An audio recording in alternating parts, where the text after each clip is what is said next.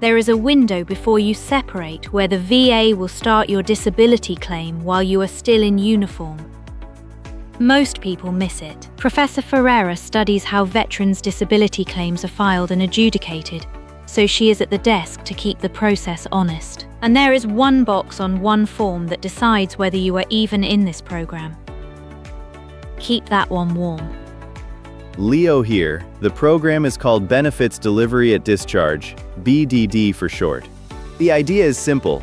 You file your claim before you get out, so the decision lands close to the day you take the uniform off.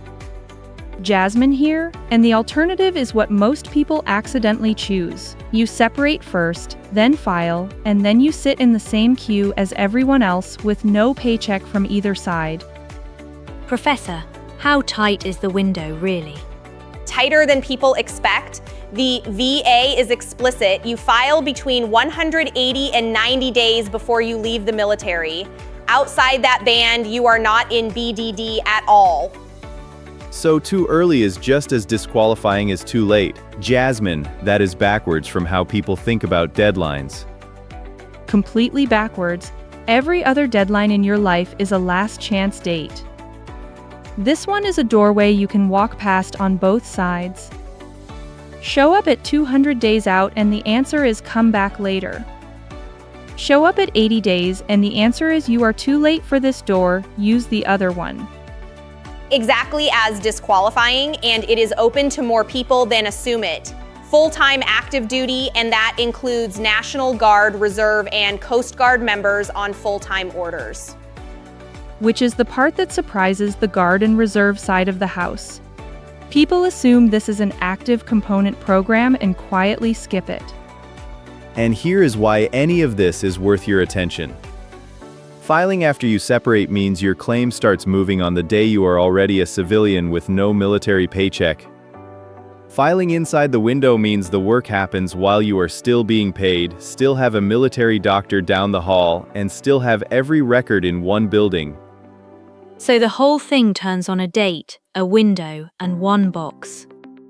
Let me show you the window first, one thing before the next part, and then we move right on. If any of this is clicking, tap that like, hit subscribe, and ring the bell for the next one. It takes a second, it costs nothing, and it helps more than you would think.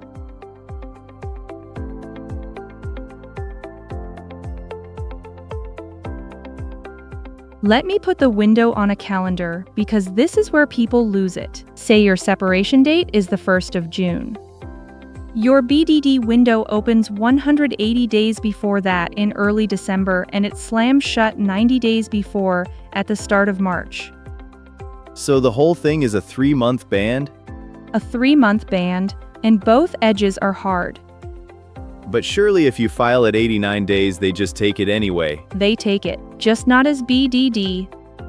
Ah, different lane entirely, fair. That is the 90-day wall, and it is the thing to write on your hand. Inside it, the VA treats yours as a standard disability claim instead. And you need a known separation date to even start. No date, no window. Before this video ends, we will show you the one place that date has to go. So the move today is to count backward from your ETS and mark both edges. Isabella, can we make that concrete? Let us picture Sergeant Alvarez, an E5 at Fort Campbell, with a separation date of the 1st of June and a bad knee he has been quietly icing for 3 years. If he opens the calendar in November, he is early, nothing to do yet. If he opens it in January, he is dead center in the window and everything is available to him. If he waits until April, that door is closed and he is filing an ordinary claim like everyone else. And the tragedy of the April version is that nothing about his knee changed. Same injury, same records, same evidence. He just walked past the door.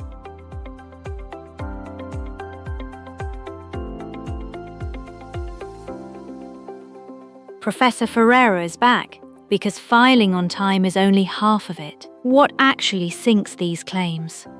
Records and availability, those two over and over. The VA asks for your complete service treatment records, and it asks you to be reachable for exams. How reachable are we talking? The rule is specific. You have to be available to attend VA exams within 45 days of the day you submit. If you disappear inside that window, the claim stalls. And that collides with real military life. Field problems, schools, a deployment that drops on you. It does, which is why you flag it up front rather than hoping, and you must finish the full VA and Defense Department separation examination process, not just start it. Then the paperwork piece. A completed separation health assessment, Part A self-assessment, goes in with the claim. That is the document that tells the VA what you are actually claiming in your own words. Professor, that self-assessment is the part I see people rush. They treat it like an in-processing form. And it is closer to a statement of your case. It is where you list every condition you want considered. Anything you leave off it is simply not on the table, no matter how much it hurts. People sit down to do it the night before, list the two obvious things, and forget the tinnitus they have had since a range week in 2021. So write the boring ones down too. Write all of them down. The exam that follows is where a clinician evaluates what you listed, and a condition that never got listed never gets examined. That is the quiet failure mode of this whole program. Professor, what does complete records actually mean in practice? Because everyone thinks their record is complete. It means everything, including the parts that never made it into your official file, sick call slips from a deployment, notes from a civilian doctor you saw on leave, physical therapy from a base clinic that has since closed. If it exists and it is not in the folder you hand over, the VA is not going to go hunting for it on your behalf inside this timeline. So the honest summary is that BDD rewards the organized. The window is generous. The evidence requirements are not. Sergeant Alvarez, with 3 years of iced knees and no paperwork, is in a much weaker spot than the person who filed a sick call slip every single time. Professor Ferreira, thank you. The 45-day availability rule is the one people never see coming. Be reachable. That is most of it.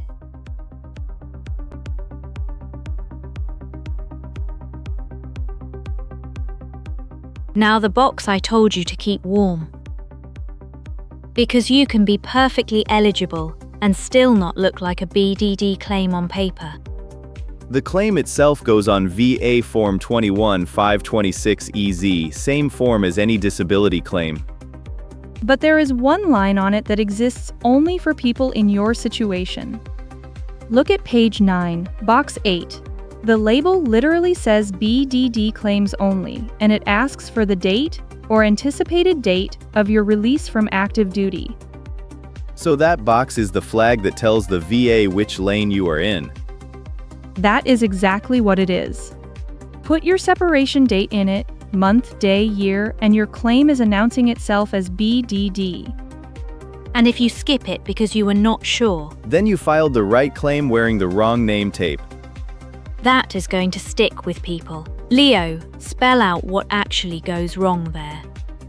Nothing dramatic, and that is the problem.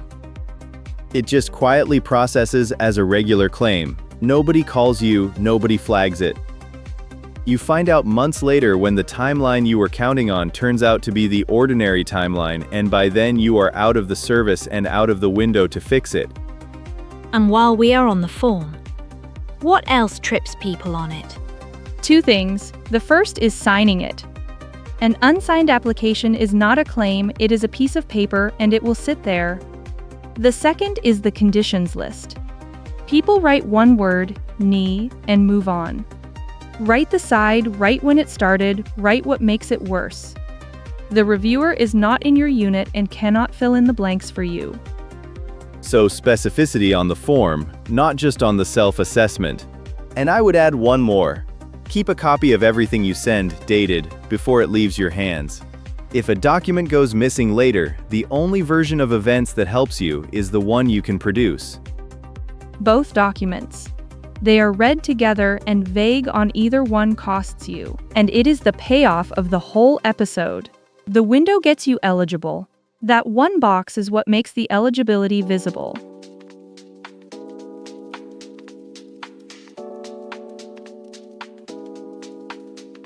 Last piece, and it is the one that stops people from filing at all.